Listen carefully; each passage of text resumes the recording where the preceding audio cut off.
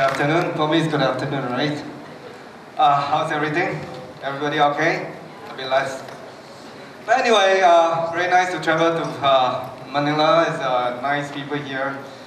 I can see all the young men and nice, beautiful women. And by the way, other than property, I'm in film production also. So I see like every Filipinos can be a good actor, can be a good artist. But anyway, we're back to property today. ASEAN on the rise.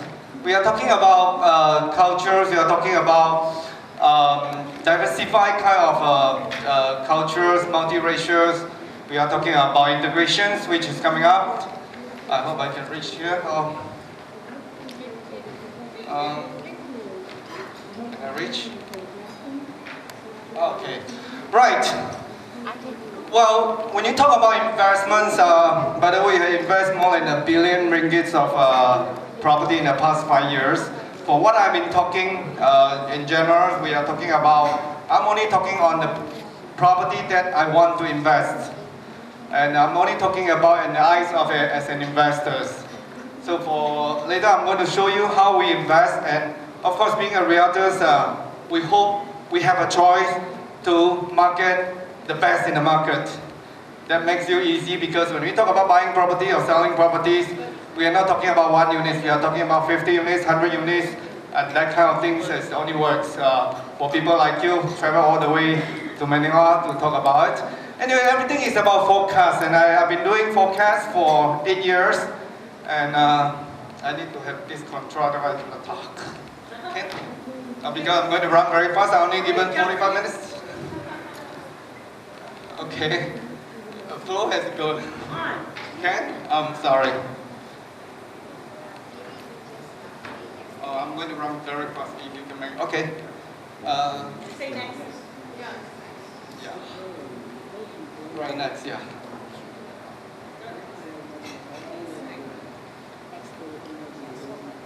It froze. Yeah, next. Sorry. I'm going to show you more on pictures rather than my talk, so it's very important for that.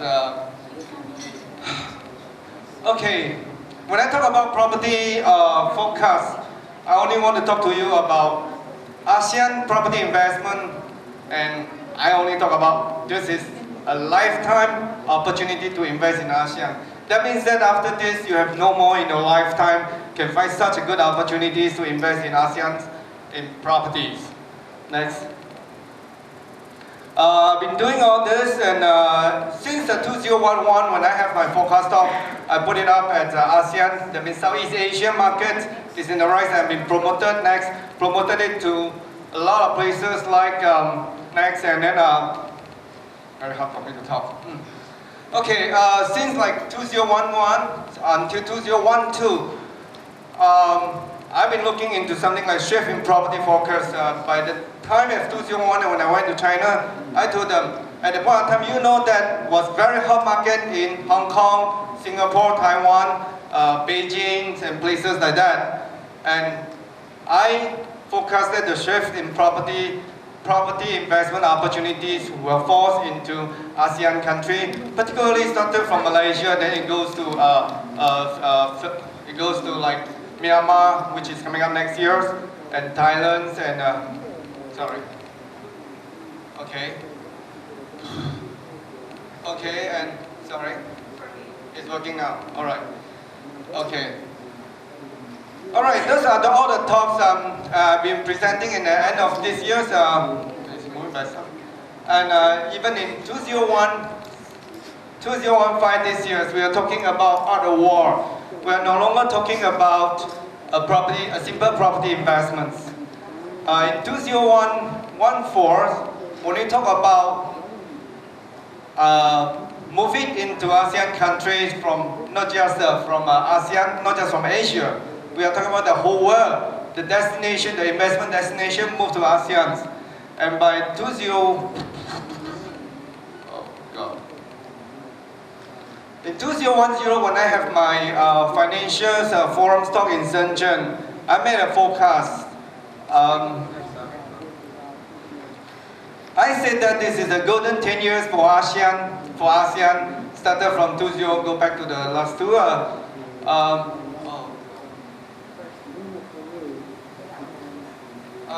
When I have this financial forum in 2010 in Shenzhen, I told the Chinese, y'all must go to ASEAN countries to invest. Because I said this is the world investment destinations, the new world emerging destination that will move to ASEAN.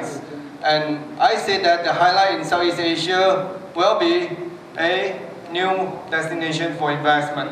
And in Malaysia, I talk about in 2001, we talk about globalizations, and I talk about super cycle in Malaysia, which everything came true. And next, I published this newspapers, New Straits Times, which is the oldest newspaper in Malaysia. 2011, 12, we already talked about the rise of ASEAN. Many of them, particularly from the Westerns and China's and Korea, when we talk to them, not many were there, but my expectation, my forecast was moving on that direction.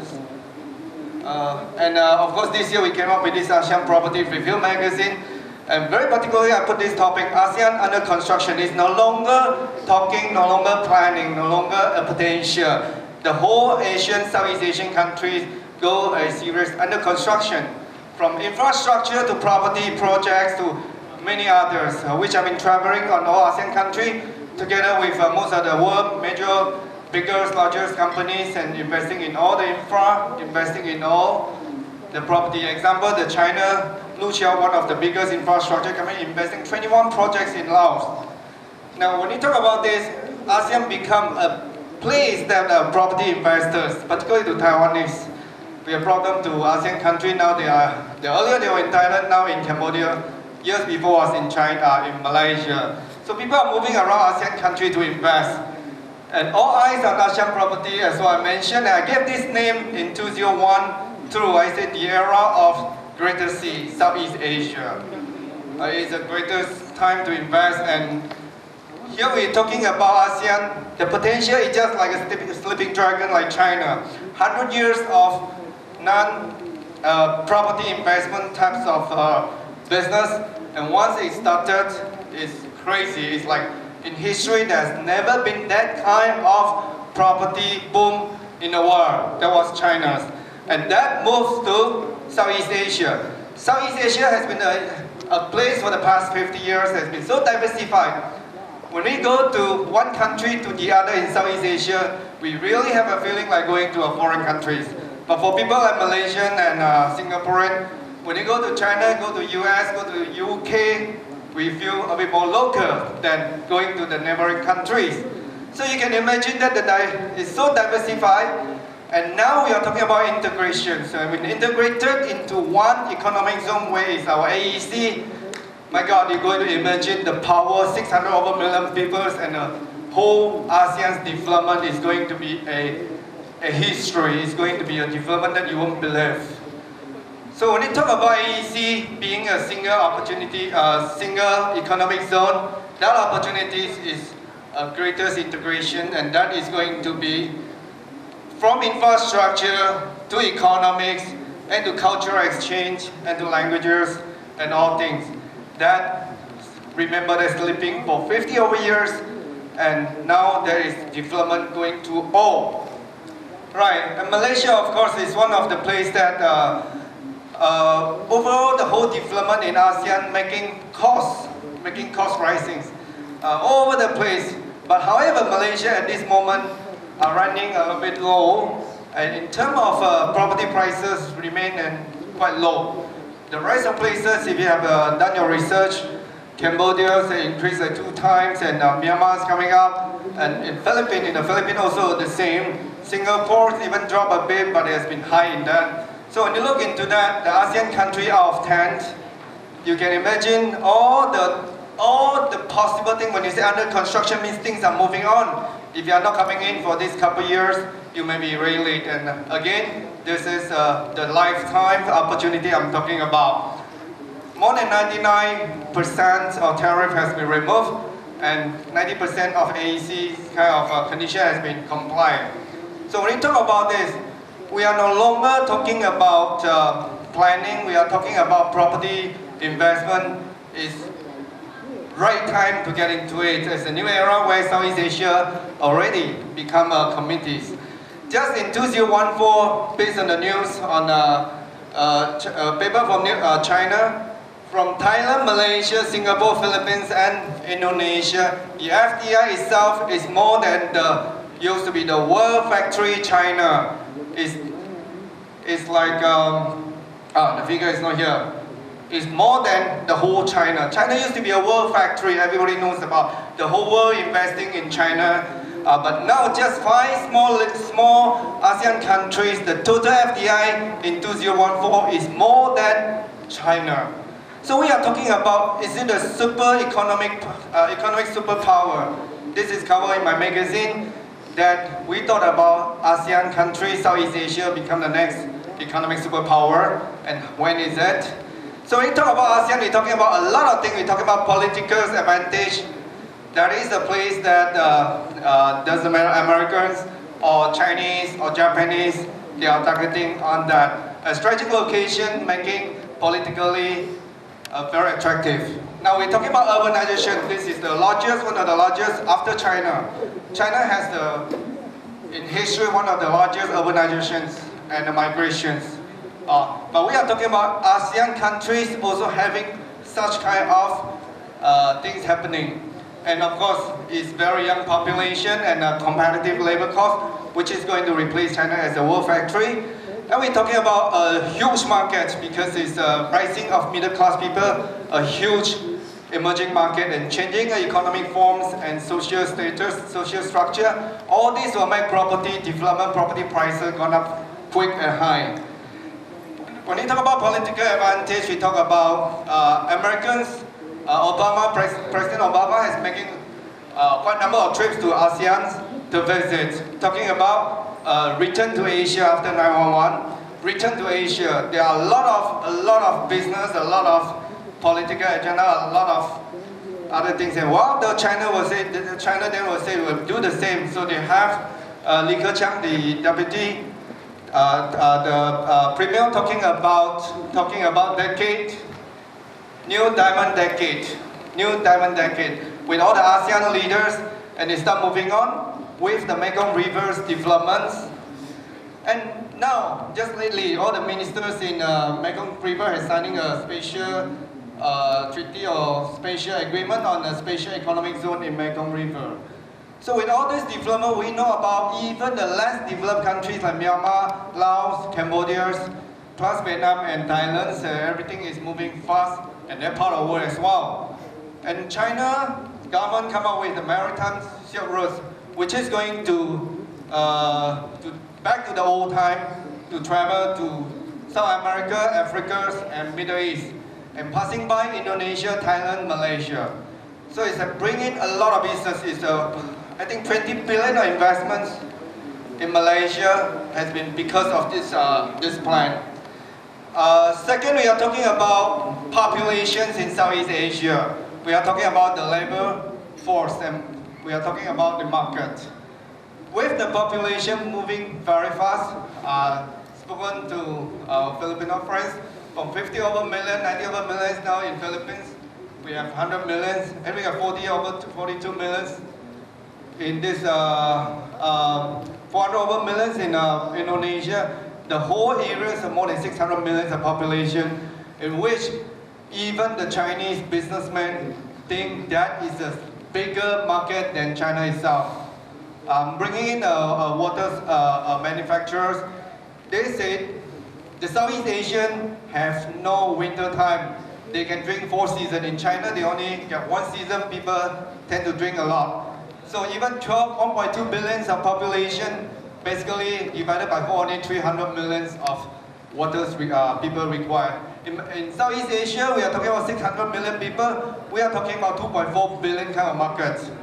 So there are things that attract to superpower countries to come to ASEAN countries with the population here. So people per year are expecting to change, to move, to migrate from rural area to urban.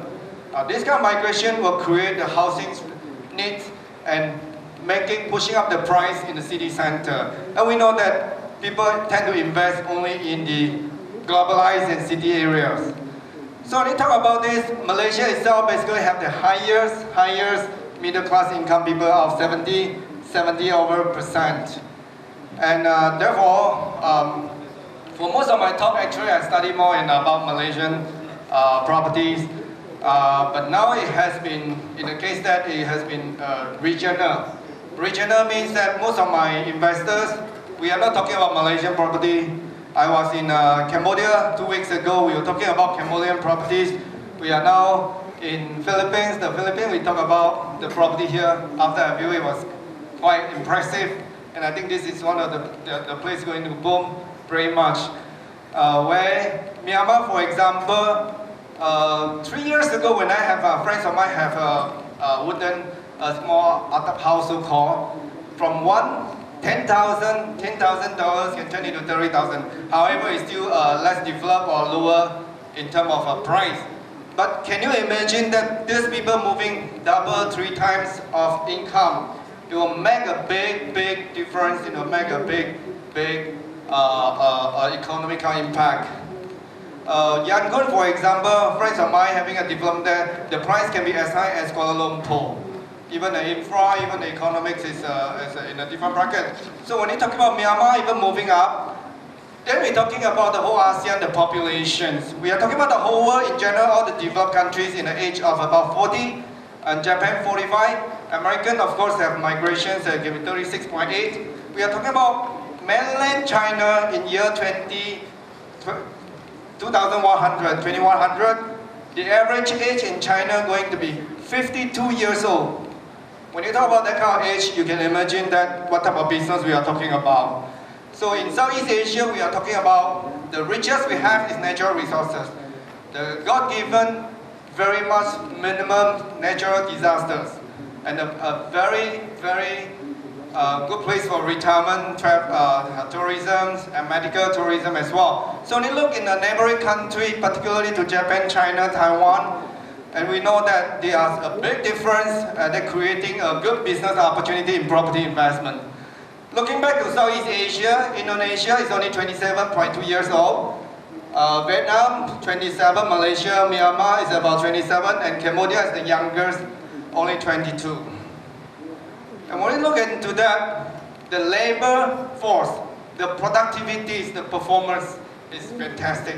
It's not just the easier to become a middle class people, it's also they can make a lot of babies, young people, and they need a lot of houses. Housing is become very much needed, in particularly to city because of urbanization as well.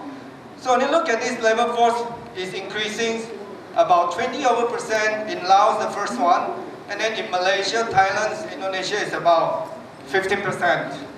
So I look at that, the growth rate for labor force increased in the 20%. Then we know that there are a lot of, I understand from that, from Japanese factory, they'll move to Bangkok, and earlier to Malaysia, Indonesia, and now of course we're talking about Myanmar, Cambodia, and even the Philippines. So the economy is going to huge changes. Therefore, when we study property investment, we look into the basic economic conditions. And when I look at that, the wealthy people as well, not just look at the poor, then we realize in China, 64% of wealthy people are in the age of 31 to 46, very young. And that gives us a signal as well, these people like to travel, these people like to spend. They travel, they're spending a lot. And they need education. So in Malaysia, we promote a lot of education. The whole world best university are in Malaysia, including from the UK, the US, Singapore, Raffles University, Nottingham University, from Australia, from India, from China. The first university out from China is also went to Malaysia. So when you talk about that, the Japanese wealthy people are a bit more 46 years old and above. Then we're talking about retirement home. Then we're looking into the resource, medical tourism. Thailand particularly, and Indonesia is coming out with that as well. So the ASEAN advantage on number 3, the revolutions of railways. This is something that other part of the world will be Not that rarely, year 2000 to year 2020, 100% of city connected by high-speed railway. And look at that, the population will be moving. Hangzhou, for example, close to 100 million will be a number of people will be using railway to travel. And the whole thing is billions of people will be traveling by railway.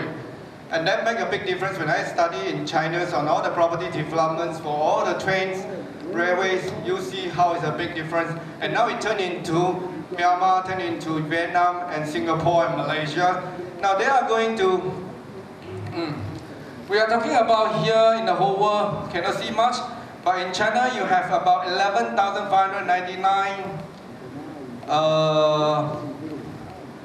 I think it's items, it's a project of a railway, whereby I cannot read here, whereby US is only 110, I think it's only like 1,200 railways projects.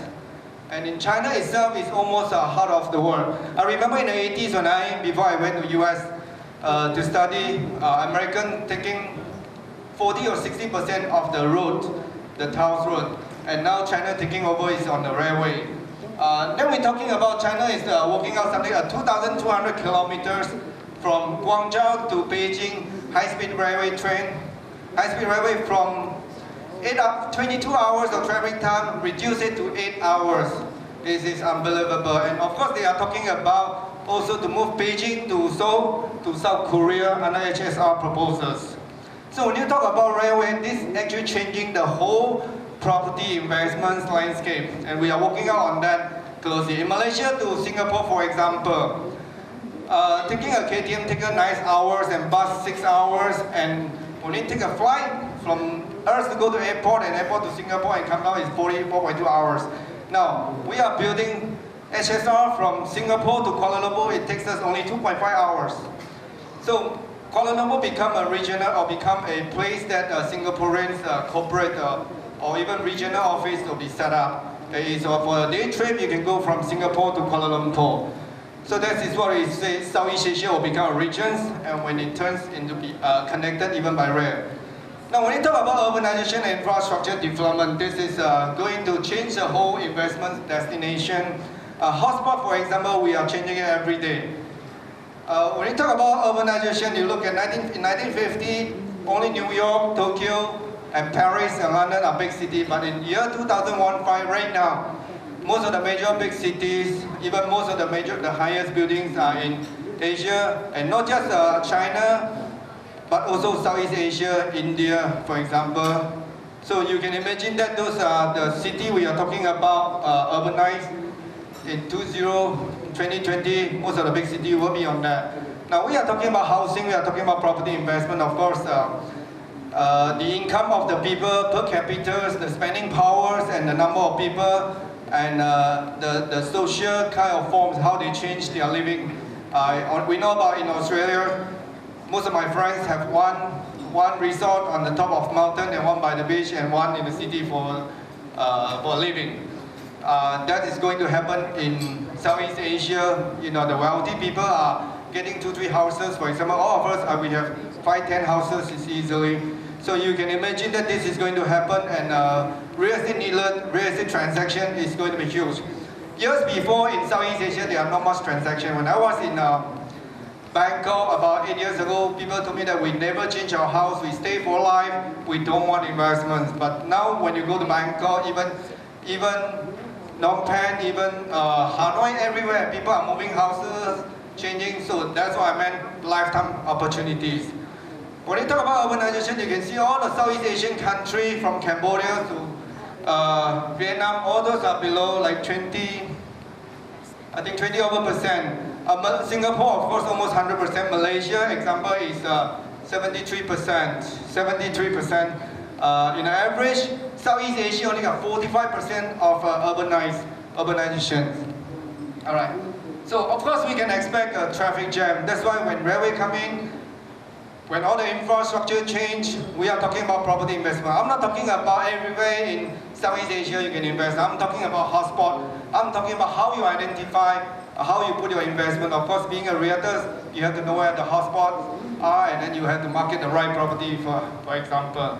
So talking about the nightmare, we know that out of the worst traffic you have in the top 10, 3 in Southeast Asia. There is number 1 in Jakarta, number 4 in Surabaya, and number 8 in Bangkok. And I'm not sure Manila is going to be one of them soon or not. Last time when I traveled, I feel like it's quite alike anyway. But that means a good problems. Developments need to take place. People are migrating into that. Government will solve the problem, but housing will become very strong, very much a need. When I talk about this, I'm talking a lot of most of our ASEAN countries. We talk about affordability. We talk about low-cost houses. We talk about the needs for the low-income people. So when we look into that, there's one thing: housing will become more expensive. For example, in Malaysia, we use a lot of car as a transport, and it takes us like half of the salary to spend on the road. From paying a very expensive car to car is quite expensive in those countries. And when we talk about that, in Singapore, in Hong Kong, it takes about $200 they can travel to work for a whole month. So in Malaysia, property prices and transport are the same price, which a person with 3,000 ringgit spend 1,500 in transport and 1,500 in housing.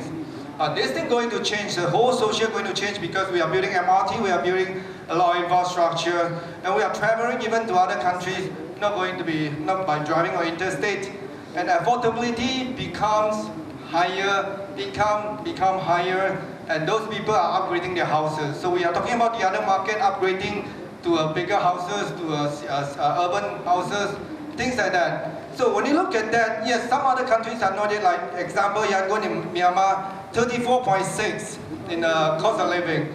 Malaysia is still a very low cost to live, is only 9.35. That means that 10 times of income we can buy a house. But in Myanmar, in many other countries, not to say that like Hong Kong or this, Beijing has been very much high in cost, expensive. But all the upcoming developing countries like Myanmar, Cambodia, all this going to change their income. That means their affordability going to very much upgrade, very much to be much able to purchase houses. So that's another market, not just the number of people, but also the affordability and their income. So look at the property prices. People surrounding us from Hong Kong, Singapore, Japan, India, Taiwan, China, they are all very expensive. And we look at Southeast Asia, they are all very low in terms of property prices. And most importantly is everybody aware about Southeast Asian are all open to foreigners. If in 1990s we only talk about Malaysia and Singapore that allow foreigners to invest.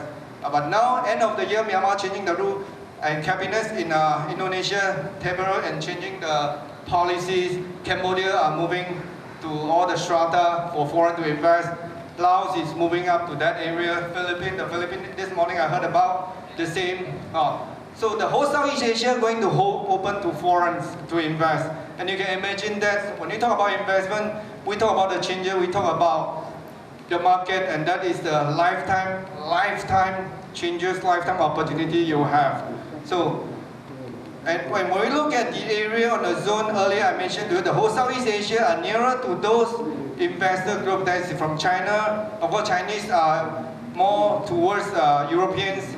Australia now are moving back, and Americans. But then soon or later, all this market will move back to Southeast Asia. When all these people moving to Southeast Asia, you can imagine the property investment is a big business.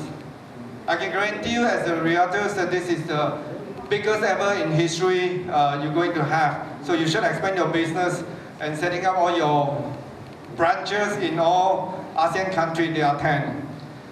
Number 5, we're talking about the last and tourism and medicals and retirement homes. All those are bringing the whole world to here. Earlier when I was in the States, we know that Bahama or all these Caribbean seas are the top for the world richest people. But now we also know that a lot of rich people move to Asia. We also know that top 10 rich people are a lot also in China, in Hong Kong. And all this moving into a different high-end property, high-end resource are being built in many countries. Example, Australians, tycoons spending, I think, $2 to invest in a resort in Iskandar, Malaysia. And Malaysia being a top retirement destination, this is number 3 in the world. It's actually bringing a lot of this type of housing. So another opportunity you have when you talk about investment, we talk about properties are globalized, property are more international, recognized, and foreign purchase stronger in foreign purchase. So when you look into that also, we can see that the Americans, the US travelers, the tourists are moving to Philippines. The Philippines is the most, and Thailand. And Thailand attracts a lot of Chinese, 40 million of Chinese, 4 million of Chinese, 4 million, yeah, in Thailand in 2014. Looking into the whole map, you can tell that this is like Caribbean. This is the best place for retirement. This is the best in the whole world map. This is the most beautiful place, if you ask me. Of course, most people don't agree on that. But if you've been traveling on all those islands and places, then you realize this is something. Bangkok took over in 2013 Thailand as a world top tourist cities, and you can see from here. I'm not sure it's clear or not, but I cannot read. But you can see from here a lot of tourism attraction. They moved to Southeast Asia.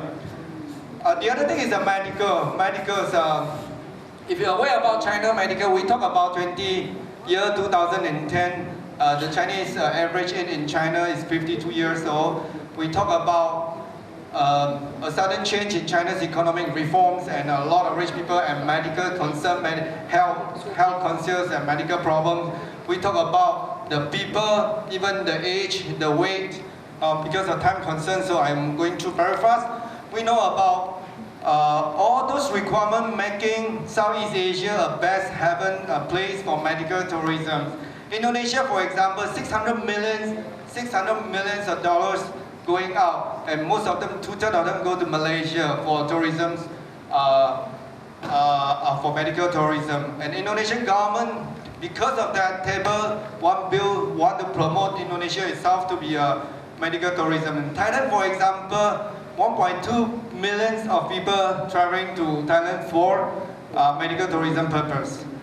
And the other thing is when it's urbanized and hotel and services demand is high. So I'll just get a very brief on what are the good things in the whole Southeast Asia for investment. Since time constraint, I just want to brief you also. I've been traveling, making a world tour to promote ASEAN and Malaysia. At the point I'm in the ASEAN forums with the most powerful woman in China, we are talking about how culture and housings and property together. I was in Tokyo initiate and opening for the Asia Pacific top property seminars supported by Tokyo government. Then we talk about ASEAN and Japan, and in Fujian as well with the 500 top developers in China. I presenting a talk about the ASEAN country for them. In Beijing as well, in Xiamen, in Singapore, in many other places, I presented talk to the investors, many investors and developers. Then this is what I came out to the conclusion that Taipei, and I've been meeting all the professionals and developers and all the press conference. And I talk about, they all ask one question, why you are so confident about ASEAN properties? I said the 8 diamond years or diamond 8 years. The 8 diamond years of ASEAN properties started in 2014, September 2nd. That is when I presented talk in Xiamen for Malaysian China these forums, and I told them where the Chinese premium stayed the same in the whole ASEAN. I said the diamond years is where I think Southeast Asia is the lifetime opportunity that you won't miss. And just quickly run through because time is out. You can see that Singapore become financial top, replaced Switzerland, and Indonesia after China become the largest economic growth. And we see a lot of tons of opportunity, especially they are building from Mekong River, the world-class commercial complex. Laos is an emerging new economic market. Cambodia, I was there, study a little bit, then you can see Diamond Island, for example, making the world-class type of infra and houses. And you can tell from all this, this is a huge opportunity. We're talking about using the US dollars to transact, and there's not much natural disaster. A lot of numbers of good things we can talk about. Vietnam as well, and of course, Myanmar and Philippines, even it's delayed takeoff of Manila, you can tell that now it's booming. Malaysia example also creating a lot of satellite cities like KL Metropolis and one of the biggest spatial economic zone is Iskana, which is three times larger than Singapore Island, and it's bringing one of the best infrastructures and the best investment opportunity. Top 10 of I think out of 10 top 10 developers in China, at least 5 of them are there. And I spoke to them due to the current downturn of Malaysians economics, and they are still very positive and very optimistic on the development where you can go to Singapore within 15 minutes. And Iskandar earlier was 500,000 population in 5 years ago. Now they are creating 500,000 of job opportunities. So you can imagine the speed and the numbers of the growth rate is how strong the growth rate is going to be. And thank you so much. I think because of all the delays, so I can only get a very short speech for you. Thank you so much.